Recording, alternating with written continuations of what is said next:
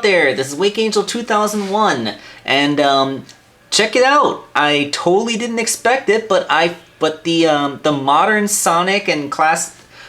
classic Sonic Knuckles 2-packs were finally released. They dropped at Toys R Us, and I would recommend trying to pick these things up as soon as you can. They retail at Toys R Us for $16.99, and that is like half of what Toy Wiz was charging last time I checked. And I am not certain how many of these we're going to get, because since the Sonic Universe comic book, which is packaged inside, has been canceled, I'm pretty sure they aren't going to be able to use it as pack-in promotional material anymore, meaning that these 2-packs are officially rare merchandise. Maybe the Knuckles and Sonic molds will be released as singles later on, but I'm not sure if Tomy's just going to give it up, because I heard that Tomy's been getting a lot of flack for their toy line because of its lack of articulation. For the record, I do like my posability, but at the very least, these toys are well constructed, and, you know, I gotta give them credit for that. But that's all politics. Right now, we are just taking a look at these figures. First, let's take a look at the boxes they come in. There's nothing too special from the front. Sonic just says Sonic, Knuckles says Knuckles. You get a nice window which showcases all the figures, like with a little swirly circle with their name over it. It's funny how that's Sonic the Hedgehog, and that is Sonic the Hedgehog. But the font is slightly different, so you know that this one's the modern one and this one's the classic one. Same thing with Knuckles here. Although it still says Sonic the Hedgehog over both of their heads. I'm not sure if that's a pack-in error or if they just decided to not even bother. like this is modern and this is classic. But we can't actually say modern and classic because those are unofficial terms, so we just put the modern and classic Sonic logos. That's how this works, right? Not misleading at all. Yeah, but aside from that, it's just a basic blue box, but they did do a nice little gimmick on the back. I do like the back here. Check it out. For the classic character, they put an old school drawing, while the modern character gets a nifty 3D model. That's really cool. It shows the generation gap between the two. Like, that's what promotional artwork looked like back in the 90s, and this is what the promotional artwork looks like today. It shows a real evolution, not only in the characters' redesigns, but also in the style that they're advertised in, which is all good. So that being said, let's take a look at the contents of these boxes and get this review on properly. Okay, the first thing we're going to take a look at are the pack-in comic books. I just wanted to show how they're put in. There's this little plastic thingy which holds the comic in, kind of like this. See how that works? And of course I've snagged it. And I like how they actually put a protective plastic bag around the comic book itself. It's held on the bottom with tape, so it's actually reusable. So let's take these comics out of the Mylar packaging real quick so we can take a look at them. So here are the pack-in comics removed from their Mylars. There's Sonic Universe issues 75 and issues 87. In case you're wondering, they are the same cover that you get from their official release, except that issue 75, which was the last issue released before the Worlds Unite crossover, that being the Sega-Capcom crossover between the Mega Man and Sonic comics, is missing here. And as you can see, this cover was drawn by none other than Spaz, who was my favorite artist to work on the Archie Sonic comic. I mean, his character artwork is always amazing, and I love the detail. I mean, look at that hand. How detailed is that hand? That's amazing. Yeah, I mean, with how awesome an artist Spaz is, I really wish that there was more in this cover than just a character shot of Sonic himself. But like I said, the man does great work, even if it's minimalist like this. The one featuring Knuckles and Amy here is drawn by another one of my favorite artists, Tracy Yardley, and Herms, who I know Herms is usually a colorist. But I love both Tracy Yardley and Herms as well. So despite... It would have been nice if there were some exclusive cover variants, but I can see how that probably wouldn't be in the budget. And besides, these are really nice covers. As for the contents of the issues themselves, they're pretty appropriate. The one that came packaged with Sonic features a very nice issue that's a a fight between Sonic and Metal Sonic with a silver cameo. And of course it ends with a teaser of what's going to happen in the Worlds Unite crossover, as well as, you see Savok, because the Zeti were introduced in Worlds Unite. Worlds Unite. Very good stuff here. And then there is a special preview for the Sonic Mega Drive. It was a special which was released on the Archie Comics app. I'm wondering if this is still a thing now, since the comic is canceled. Can you still get this comic through the app? Like, can they still sell it, or does their license ending mean that they can't distribute it anymore? That I'm genuinely curious about. Oh, another funny thing, these comics have no back covers. Like, yeah, it's kind of weird. You can even see the stitching here. There's no back cover. Although, looking at the original one, it just seemed to be a random graphic. An ad for Bone, of all things. Create your own Bone comic. And this one, it had an ad for Dream Jumper. I don't know. Like, they could have just made a blank back cover, but no back cover at all. That's unusual. The Knuckles one, again, it has the same thing. When you open the Knuckles issue, it's basically everybody teaming up to to get the last Emerald shards and find the last Chaos Emerald. I love that image of Rouge basically cuddling with a giant Master Emerald. I think I know what she's doing tonight. But yeah, this is a good issue. I like this story arc too. It's part 1 of 4 and ends with this introduction of a big other Echidna character. Spoiler alert: this was Ixis Naugus in disguise. So, the comic's canceled, and although it is good to see that they get one last hurrah, one last time that we can appreciate this universe before it's relegated to the annals of history. I know I probably spent a lot longer talking about just the comic books than you probably wanted me to, but since the comic's cancellation and I still don't know what IDW is going to be doing with it, I really felt like the comic books have to be acknowledged, because this is probably the last time they're going to be really solidly in the public consciousness before it just becomes something nostalgic that we nerds seek out. So, let's talk about the toys themselves now. P.S. That Sonic Comic Mega Drive, they actually did print it physically as a convention exclusive at New York Comic Con 2016. I got mine autographed. So, yeah, I don't know if you can get this anymore. You could probably order from a back issue thing, but it's nice to know that at least I got that. Wahaha. So here are the figures themselves, shoulder to shoulder to shoulder to shoulder to shoulder. Of course, the classic Sonic and Knuckles figures are basically the just re-releases of Tomy's previous classic Sonic and Knuckles. They are identical to the ones I showed before, except of course these don't have that metallic paint job.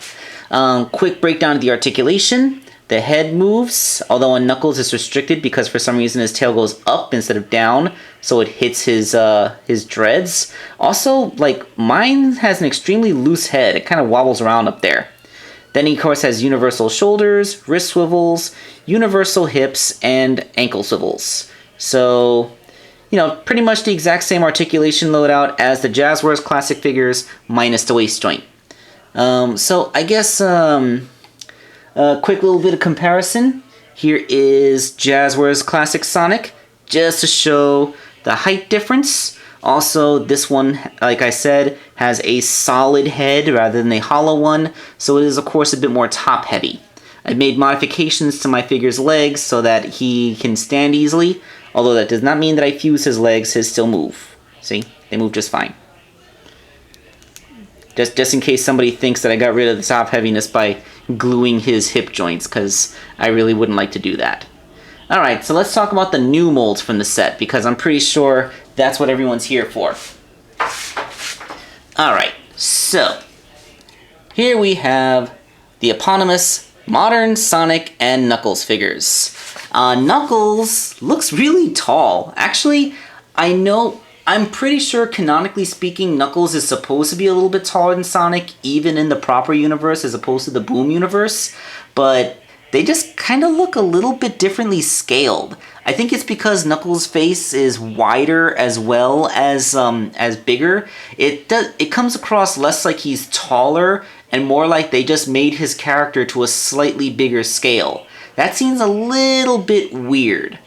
Of course, with these guys, the comparison is a little bit more obvious. Let's bring in the 3-inch Sonic and Knuckles figures that were made by Jazzwares. And as you can see, I have to zoom out a little bit. There we go.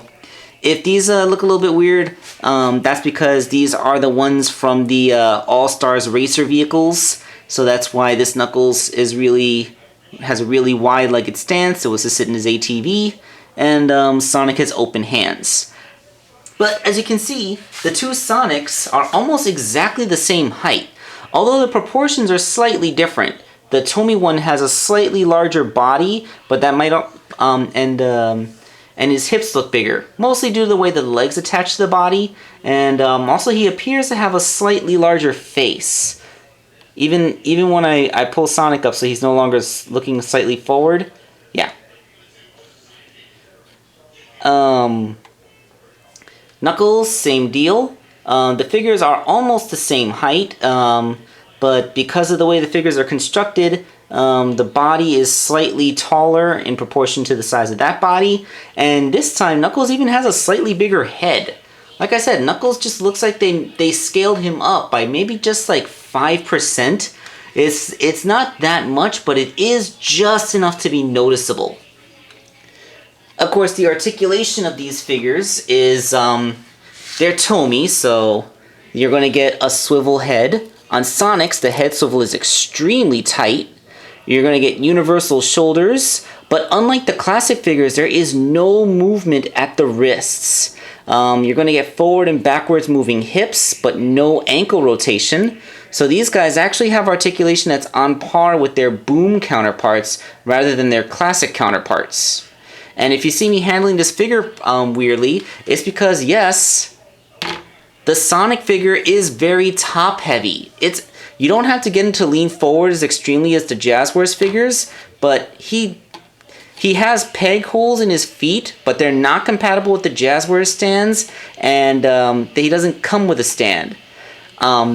Like I said, back when Jazzwares made their 5-inch Sonic figure, the head is obviously hollow, which does help with the top heaviness, but it's universally hollow. So the fact that his spines go so far behind his back make the figure still top heavy, even if there's less weight up there, because there's his heels, and his center of mass is barely in front of him. If they had made the face solid while leaving the spines hollow, that would have been the way to solve the problem with top heaviness. It probably also would have made each figure cost a little bit more to make because you would have had to put more plastic in the injectors, but there you go. Of course, since this is a Tomy comparison, we gotta bring in the boom counterparts, and as you can see, the proportions are still there. As you can see, the boom characters in Universe are taller with smaller heads in proportion to their bodies. And in Knuckles' case, this practically makes him look like a freaking chibi parody of himself. Of course, if you notice, the rule still holds up. Knuckles is taller than Sonic. And no matter whether you're in the boom universe or the proper universe, that rule still applies. Of course, Knuckles, his arm position is a little bit weird. They probably did so to accommodate his big old boxing gloves. But he still has the same universally jointed shoulders and a head swivel, although the head swivel is much more impeded by his dread sculpt. Unless you're going to make these out of really, really soft, squinky level rubber, that's always going to be a problem with Knuckles figures. But if you're creative enough, you can get around it. See, look at that. And of course, he just has swivel cut hips. So, yeah, the basic Tomy articulation. Although they did bend his elbows slightly, so he can look a little bit more dynamic. Like he can have a, like he's punching his own hands, getting ready for a fight. That kind of thing. Or like this is him getting ready to punch the ground or whatever. So yeah, I mean, you know, when you don't have as much articulation, you can improve posability just by doing a slight thing. I mean, it's not to the extreme extent where he looks natural punching and in no other way, but you do have more options. So this is a nice way to improve posability without having to add more articulation. Okay, so, well, that's the figures. Although I do suppose there is one more comparison that you're expecting me to do. And, well, I just know someone would mention it in the comments below, so we gotta do it. And that is, of course, comparing this latest iteration of Sonic to the original Resource Sonic that came out all the way back with the release of Sonic Adventure on the Dreamcast. Now bringing in Jazzwares' Modern Sonic one more time for points of comparison. As you can see, this actually does have a little bit more in common with the Resource version in that the irises are made much bigger and slightly farther apart than the Jazzwares Sonic, with a more clearly defined outline drawn around them rather than just being sprayed green in a sea of white. It's almost like, you know, the face is tampographed on rather than being sculpted on and painted. Also, the face has a bigger, rounder eye expression. I mean, Jazzwares' Sonic has a slightly stern look, and his eyes are more deeply recessed. This one, the eyes are very shallowly recessed, and they have a rounder expression. This, this matches the more jovial look that the Resource Sonic had, although he goes back to the subtle smirk rather than the big grin. And like I said, the articulation's pretty much the same, because this Resource Sonic, which was made in the late 1990s, aside from having wrist swivels, which is the one thing that this guy doesn't have, he has the universal shoulder joints, the head swivel, and the hip swivels. No foot articulation, no ball joints at the feet, no elbows, just wrists are the only difference between this one and the one that they just made now. That and of course the pre-pose, like this one has a more expressive I'm pointing with one hand, gesturing with the other, and taking a step, while this one is sculpted with more of a neutral stance in mind, like I'm standing here. So that being said, that is the new modern Sonic and Knuckles figures from Tomy's line. Are they good? Actually kinda, yeah. They look like the characters, and the paint jobs on them are pretty crisp. They lack the articulation that the Jazzwares figures had, but they are admittedly easier to stand. I don't think that they'd be an outright replacement, but if you are having a hard time finding the Jazzwares figures, because they are still very difficult to find, these would be decent, and they still would fudge into the scale of the rest of the 3-inch Sonic figure line from Jazzwares. So, I would recommend them.